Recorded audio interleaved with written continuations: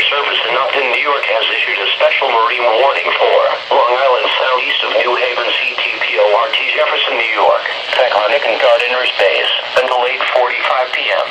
At 7:41 p.m., Doppler radar indicated a severe thunderstorm capable of producing dangerous winds in excess of 50 knots and small hail, located over central Long Island Sound, moving east at 30 knots. Locations impacted include The Race, New London Harbor, mouth of the Connecticut River, Gardner's Bay, Central Long Island Sound, 6 Mile Reef, Plum Island, Shelter Island Sound, Falconer Island, Western Block Island Sound, Orienta Point, Shelter Island, Long Island Sound, Fisher's Island Sound, Horton Point, Fisher's Island, Gardner's Island, During Harbor and Long Sand Shoal. Report severe weather to the Coast Guard or nearest law enforcement agency. They will relay your report to the National Weather Service Office. A severe thunderstorm watch remains in effect until 9 p.m. for southern Connecticut, southeastern New York, and the adjacent coastal waters.